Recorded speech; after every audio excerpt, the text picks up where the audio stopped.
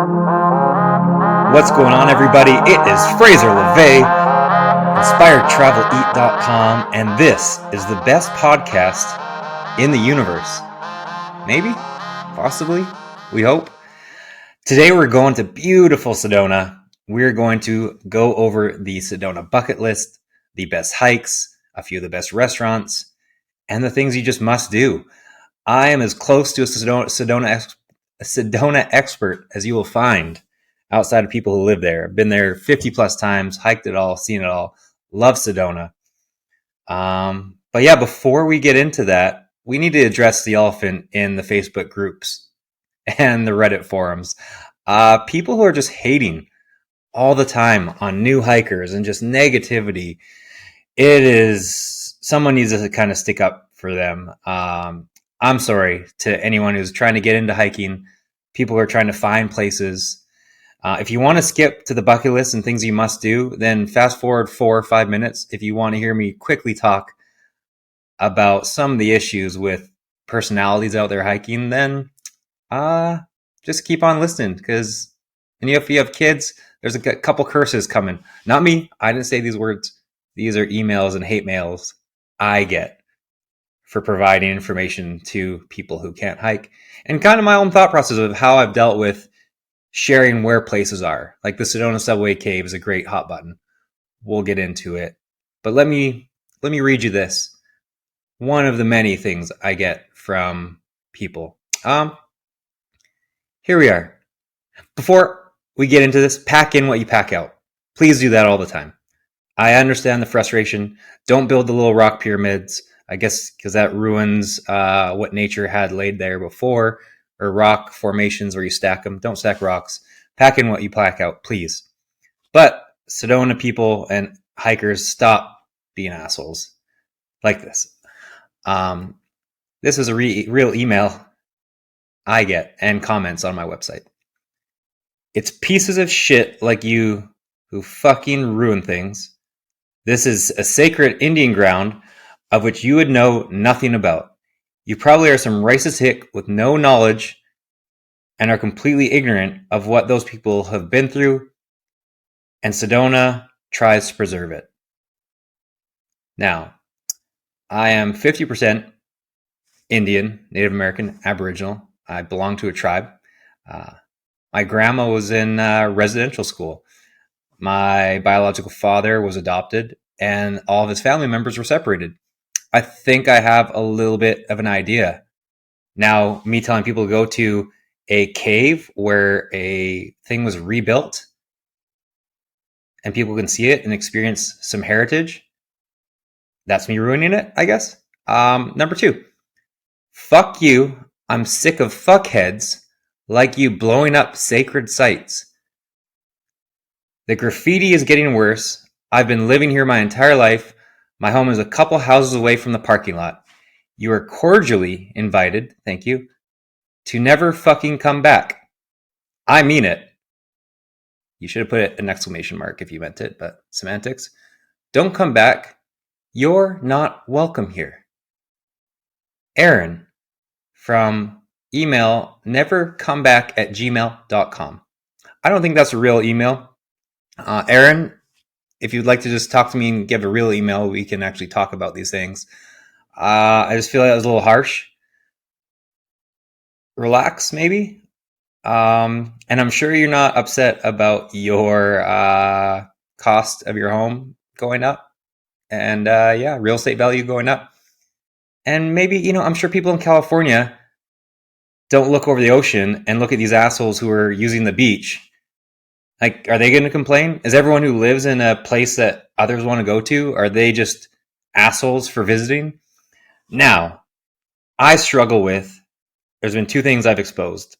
Where the Subway Cave is in Sedona. I was the first one to do that, as well as another amazing hike near Payson. It's all on the website if you want to find it. West Clear Creek. I'm torn between exposing and showing people how to get to these things. And of course, like Devil's Bridge is so overrun with people. I don't even go anymore. It's just awful. The lineups and all that kind of stuff. So that does suck. Social media has done that. It's not just me. It's not just other bloggers. But also, we almost all died, according to the news, 3 years ago. And so the big thing is like, what if the outdoors inspires? The outdoors makes you feel alive. It's probably the mental wellness, the mental health side from just getting outdoors and hiking. So imagine like this one man or woman hiking up the Subway Cave and seeing this gorgeous view, or Big Bear Mountain, or whatever it is, and they're just blown away, and that just inspires them to keep on hiking, stay healthy. Or maybe someone was about to die and that was their last thing they got to see. I just think, yes, while the world is becoming well overpopulated, that's not my fault. That's not Instagram's fault. That's just the world's fault. Things are going to get overpopulated and just, found out. But I lean to the side of you could die at any day. I want someone to see the Subway Cave. I want someone to see XYZ. And if I can help them have that last amazing day on Earth, or their last great hike they've ever done, or this view that inspires them to keep on hiking, or to see more things and seek stuff out for their own and push boundaries, like that's what it's about. Not you people being assholes on hike forums, cursing new hikers out instead of just answering their question. People are ignorant, yeah, but you don't have to be some virtue signaler and just put everyone down. Enough negativity. We are at minute 6. So yeah, if you fast forwarded 4 or 5 minutes, you would have missed that entire rant and me getting cursed out. So let's get into Sedona. Also, mountain bikers, you guys are kind of assholes too. I just got a mountain bike, and oh my, like, why is everything we hate as hikers and mountain bikers are just nature people? Like, I don't know, just elite arrogance. I feel like hikers and mountain bikers have taken over. Like, they've just become like the elite, and they look down at anyone who's new and hasn't done it before. And God, just chill the fuck out. Sorry if you fast forwarded to skip the cursing because you had kids in the car. And then I did curse again, but it's fine. Sedona, best things you have to do, best hikes. Number 1, go to the Subway Cave. And more people curse at me. Just make sure you subscribe to the podcast or you're going to do so. Oh, you're going to give me a negative ranking though, aren't you? I'll just delete it, so don't even bother. Wineries. The wineries in Sedona, the wine is not amazing. Page Springs has the best wine, by far the best tasting wine, because they've realized that Sedona itself is not Napa. So they source all their grapes and vineyards from around the region and other regions in Arizona to really formulate some great grapes and great wines. So that's the best tasting. It's also incredible grounds. They keep on building on it. It's on the creek. There's events they have now, which are incredible. There's often live bands. Their artichoke dip, their spinach artichoke dip, I wouldn't even like order that typically. It's one of the best things I've tasted in Sedona. And the other one you must go to is DA Ranch. DA Ranch is right around the corner, and the grounds are the best. Stunning. The wine not as good, but it's really cute. There's a swing. If you want your cute little picture, then that's the spot. Also, stop hating on people taking Instagram pictures. Like, people are going to take pictures to commemorate this incredible feat they did or this beautiful sight they saw. Now, if you take a picture, take a couple pictures, get out of the way. But it's okay. People are allowed to take pictures. Yes, they're Instagramming. Oh, well, that's the world we live in. It's fine. There's other wineries right around the corner from it as well. Javelina Leap and one other one I'm forgetting off the top of my head, but they're all right there. And there's actually this really cute lunch spot. I'll have to look it up. Right around the corner on the creek. It's as you go back to Sedona on that same road. I'll try and find it and tell you later, but check out that place. It's always busy. Restaurants you have to try. The Hudson is my favorite because it's got an incredible view. And the food is incredible as well. I shouldn't have said incredible twice. I need to use a thesaurus. And what's nice is you can get a burger there. You can get fine dining. It's kind of got everything for all price ranges, with a stunning view, all glass on the inside. So even if you're at the bar, it's just a great view. Enchantment. I used to always tell everyone go to Enchantment, but now they've become assholes and you can only stay there. You can only eat there if you stay there. And they also charge $1,000 a night. So only rich people like Ashley Sukert can actually go to those. Yeah. Elote has changed places. It's really good. Another fan favorite. So that's great. A place that I don't like is Mariposa. The food is good. It's really pretty, but it's gotten so expensive and exclusive. Like there's a bouncer as you drive in, and every time like I've gone there, and you drive in and there's some sort of bouncer security guard in Sedona. Like this isn't New York. Relax. And like, do you have a reservation? And like, no. Can we sit at the bar? I don't know. And they radio in. It's ridiculous. And then we got in there and it was not full whatsoever. It's just that's not the Sedona I'd like. So visit wineries. Those are some great restaurants. Crest on the Creek if you don't have reservations anywhere, and they also have infused alcohol like jalapeno vodka ish habanero, I think it is, and you have Bloody Marys. They've got some other infusions which are terrific. So go there. Find the Sedona subway. Go to my site if you want to find it, inspiredtravelweek.com. That's stunning. Go cliff jumping. It's not in Sedona, but Wet Beaver Creek is a stunning little hike if you go along the creek. So there's two ways to go. One way is you follow the path the entire way, and it's pretty boring and hot for miles on miles and miles until you get to the cliff jumping and swimming hole, which is great. It can be a little noisy on weekends because kids bring drinks and music, and locals curse at them, as we know, because they hate all that kind of stuff. But brighten up. You did it when you were younger. It's fine. And but a tip: hike once you go maybe a quarter mile on the path, you can veer right down to the creek itself that goes all the way pretty much to the waterfall or to the swimming hole you want to go to, and you can cross the creek. And you're going to get a little wet, but if you want an adventure and if you have kids, that's the adventure. There's swimming holes along the entire way, especially if you don't want to go the whole way. There's a bunch of swimming holes, a bunch of cool spots. It's incredible. So check that out. ATV, go to Groupon if you can. You can get like half price ATVs and go to all these places yourself. One of the best lookouts, I think, the best lookout is Schneebly Hill Road, which you can oversee the entire, I think the prettiest view of Sedona outside of my favorite hike, which is Bear Mountain. Not Big Bear Mountain I mentioned earlier, but Bear Mountain, my favorite hike. It's really hard, but my parents did it. They're in their 60s, I want to say. They did it. You can do it. Bring lots of water, snacks. Beautiful hike. So Big Bear Mountain, Schneebly Road. Go just see an incredible view. Cave. Go cave hunting. So the Subway Cave is great. The Birthing Cave is really cool. Be safe because I've had to rescue multiple people from these caves. So don't try and climb into stuff if you can't get back down. But the Birthing Cave, the Soldier's Path Cave is unreal. Love that place. And there's one more, the Keyhole Cave, which is really scary to get into. So bring a rope if you can and have really good shoes. Take the rope back with you when you leave, or else you'll get yelled at on social media for things people did that I didn't even do, but other people did. So do that. It's the Keyhole Cave is a tough one, but it's incredible if you can go. Incredible again. It's amazing, terrific.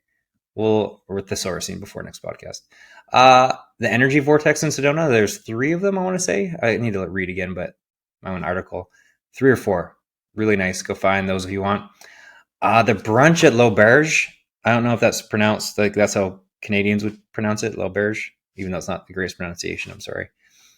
But that's Crest on the Creek. Oh no, I screwed up. I think I said Crest on the Creek for the restaurant with the Bloody Marys. Now I'll have to Google search. Crest on the Creek is at L'Auberge, where it stopped doing their buffet. I went there a few months ago. Pre-COVID, they had their buffet, which was the most incredible buffet you've ever seen in your entire life. Like, it was just a room. I felt like you were in Peter Pan and you just were imagining food, and it was just a feast. Or you're a king and you had goblets and there's roast pig on the table, all that kind of stuff. Unreal. So don't go there until they bring it back, because I went there last time. Food was not great. And I was really excited for their buffet. So anyways, don't do that. Bear Mountain, I said. Hudson, Dinner with a View. Page, Spring Cellars. The Enchantment Resort, I kind of covered. Sorry, I'm just scrolling through my must-do so I don't forget anything. This is kind of weird, but it's the only McDonald's in the world without golden arches.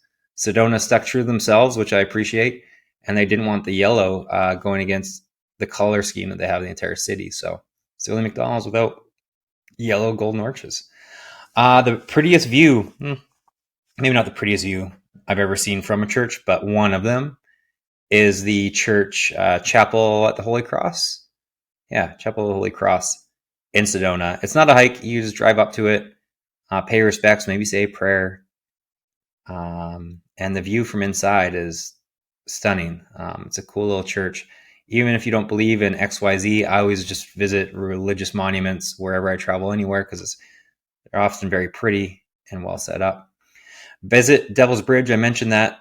That's a great iconic spot. Try and do that during the weekdays. The weekends, it's a nightmare.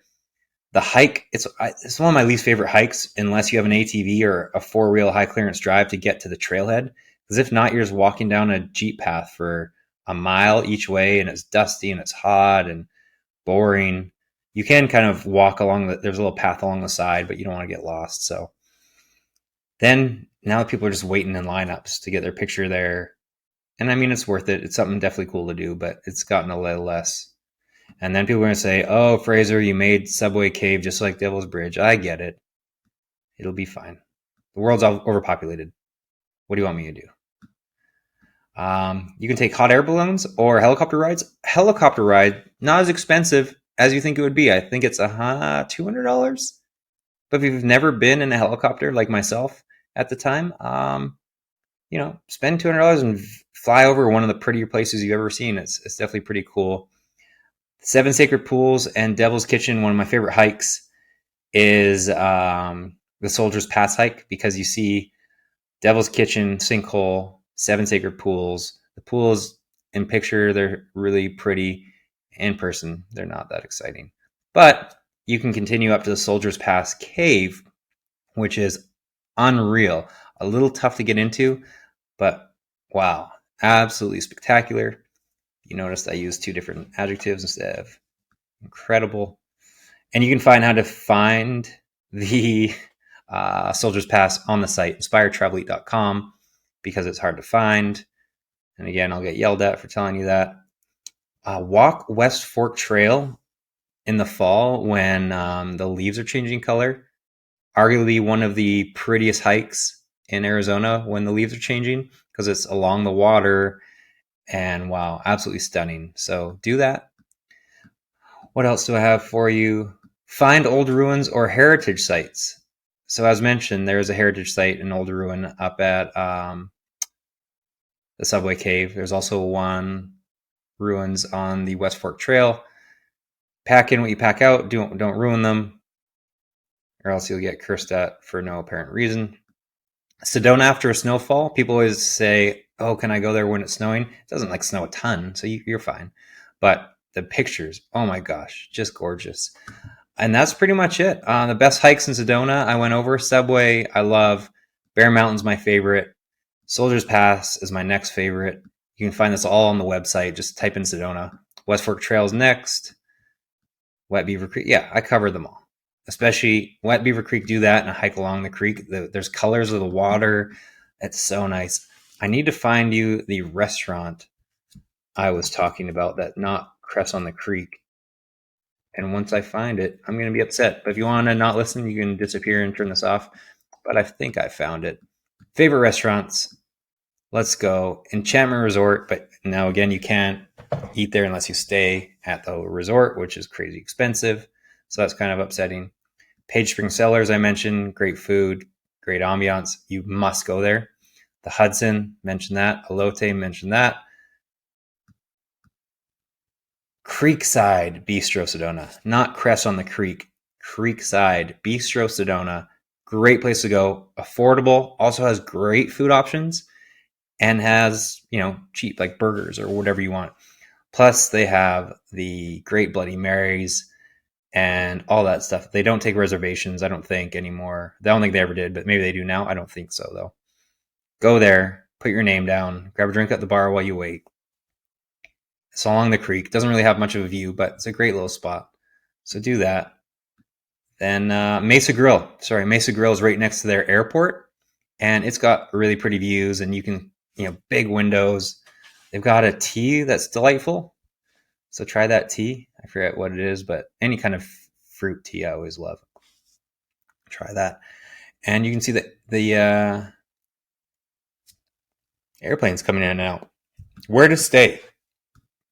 Salt Rock. Before we get to where to stay, Salt Rock is another great place for a lunch. It's got good views. It's at the hotel, the Amara Resort and Spa. So that's a great little spot.